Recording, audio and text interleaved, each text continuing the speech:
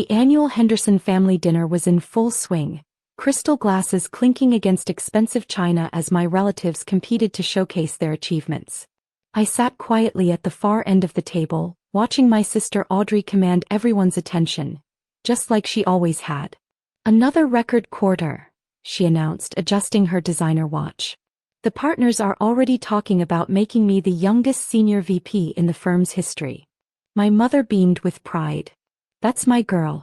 Harvard Business School really does open all the right doors." I suppressed a smile thinking about the email I'd received that morning.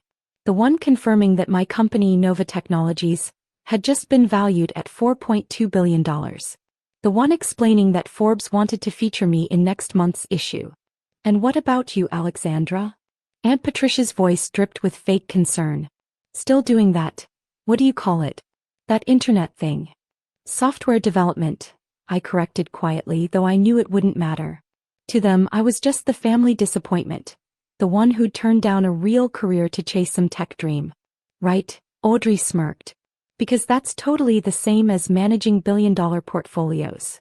If only she knew that my latest algorithm had revolutionized artificial intelligence trading. That her firm's recent successes were partly due to software my company had developed. But I kept quiet, maintaining the facade they'd grown so comfortable with. "Alexandra," my father sighed, swirling his expensive bourbon, "when are you going to get serious about your future? You're 28. It's time to stop playing with computers and join the real business world." I thought about the acquisition offers sitting in my inbox: Google, Microsoft, Apple. Each one worth more money than my entire family's combined net worth. But they didn't know that. They'd never bothered to ask. "I'm doing fine, Dad." "Fine." Audrey laughed. "You live in a rented apartment and drive a used car. Meanwhile, I just bought a penthouse in Manhattan." With Mom and Dad's help, I couldn't help adding. The table went silent. Audrey's face flushed red. "At least I'm successful enough to deserve their help," she snapped. "What have you accomplished?" "A tiny startup that nobody's ever heard of." My mother jumped in, trying to smooth things over. "Girls, please. Alexandra, honey, there's no shame in admitting you need a new direction. Your sister could probably get you an entry-level position at her firm." "That's right," Audrey said, her voice dripping with false generosity. "I'm sure we could find something suitable. Filing maybe? Data entry? You're good with computers after all." More laughter around the table. Even my father chuckled. "I'm happy where I am," I said softly. "Happy being a nobody?" Audrey shot back. "Face it, Alexandra. You'll always be a nobody. Some of us are built for success and some of us just need to accept our limitations." My phone buzzed in my pocket. Probably another message from Forbes, finalizing details for tomorrow's announcement. They'd chosen me as their cover story. 30 under 30. Meet the youngest self-made billionaire in tech. "I should go," I said, standing up. "Early meeting tomorrow." "Meeting?" Aunt Patricia scoffed. "In that shabby little office you rent?" What they saw as a shabby office was actually just a front. Nova Technologies' real headquarters occupied 3 floors in the city's most prestigious building. But they'd never bothered to visit either location. "You can't leave yet," my mother protested. "Audrey hasn't even told everyone about her new summer house in the Hamptons. Bought with my latest bonus," Audrey preened. "Though I suppose that kind of success is hard to understand when you're still trying to make it in the startup world." I paused at the door. "You know what the funny thing is? All these years, you've never once asked what my company actually does. Why bother?" Audrey waved her hand dismissively. "It's not like you're changing the world or anything." If she only knew that Nova's AI technology was already transforming industries, that our innovations were reshaping the future of computing. That tomorrow her world would turn upside down. "Maybe you're right," I said, picking up my bag, a custom piece that cost more than her summer house. "Maybe some of us are just built different."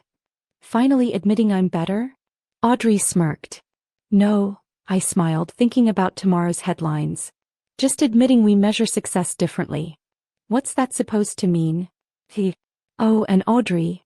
I paused at the doorway. "You might want to check tomorrow's Forbes magazine. I hear it's going to be illuminating." "Why?" she demanded. "Did they do another feature on successful women in finance?" Something like that. I walked out, leaving them to their self-congratulatory dinner. My phone buzzed again as I reached my car. My real car, not the modest one I drove to family functions. The Forbes editor wanted to confirm the photo shoot location.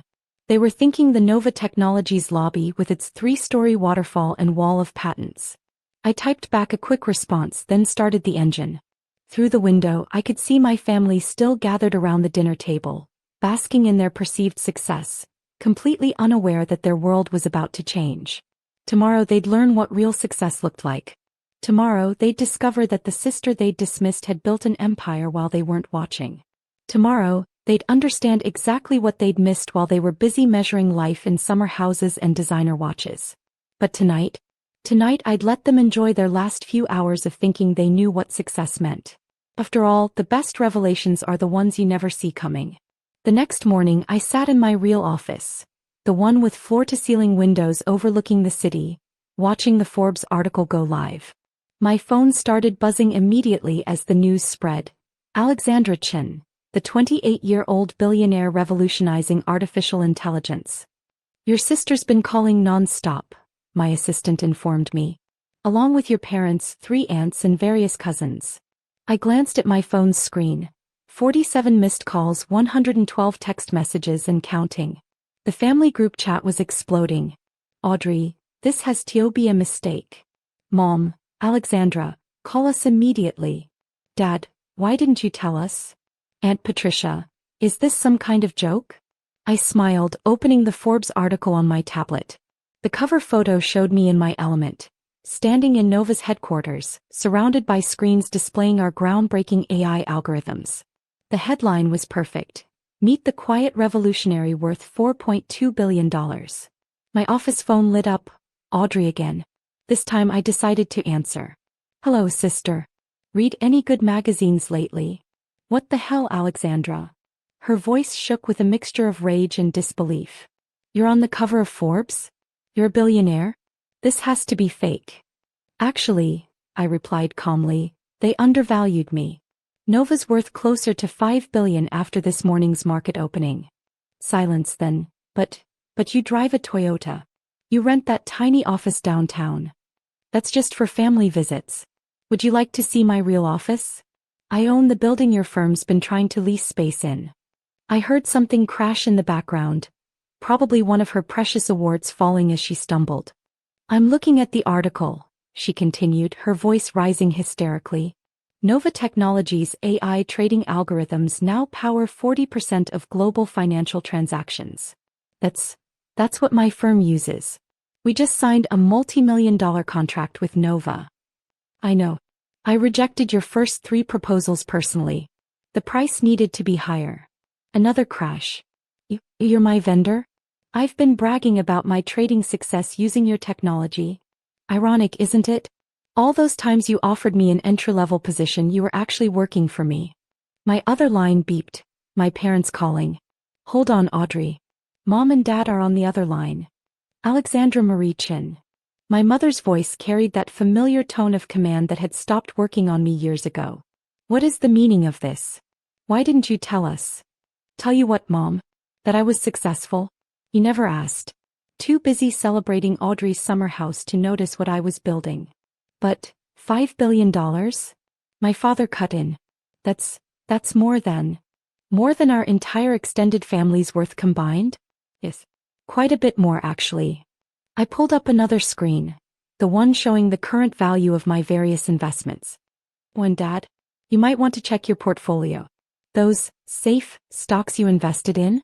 I own controlling interest in most of them now. I heard my mother gasp. Alexandra, we never meant to. To what? Dismiss me? Mock my choices? Tell me I'd never amount to anything? I kept my voice level. You know what the funny thing is? If you'd bothered to Google my company even once in the last 5 years, you'd have known all of this. The line beeped again, Audrey rejoining the call. This isn't fair. I did everything right. Harvard finance, the corporate ladder. And I did everything my way. I cut in. Built something from nothing. Created actual value instead of just managing other people's money. Speaking of which, Audrey, Nova's reviewing all our contracts next week. Your firm might want to prepare for that. You wouldn't dare, she sputtered. Why not? Isn't this how real business works? That's what you've been trying to teach me all these years, right? My assistant knocked on the door. Miss Chen, the CNBC crew is here for your live interview. I have to go, I told my stunned family. Business to run, you understand. Oh, and Mom? About that tiny apartment I rent? I actually own the building. All 30 floors of it. Before they could respond, I hung up and turned to the wall of screens displaying Nova's global operations. My phone immediately lit up with new messages. Audrey, we need to talk about the contract. Mom, please let's have dinner to discuss this. Dad, I always believed in you, Princess. Aunt Patricia, your cousin needs a job. I turned off my phone and straightened my jacket, preparing for the interview. The headlines were still rolling in.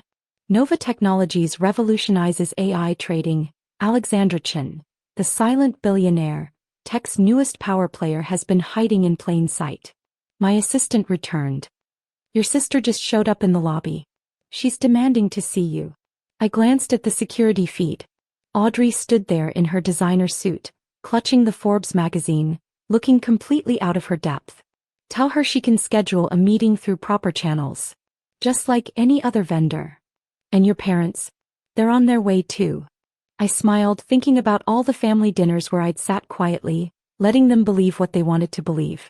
Tell them I'm busy. I have an empire to run. As I walked into the interview, I could see my family's messages still pouring in, desperate attempts to be part of a success story they'd never believed in. But I had more important things to focus on. After all, billions in assets don't manage themselves. The CNBC reporter beamed at me. Miss Chen, you've managed to build one of the most revolutionary companies in tech while staying completely under the radar. How did no one see this coming? I thought about my family, probably still reeling from their morning reading material. Some people only see what they expect to see. They measure success by summer houses and job titles, missing the real innovations happening right in front of them. And now, with everyone watching, I smiled, thinking about the next phase of Nova's expansion. The one that would make today's valuation look small.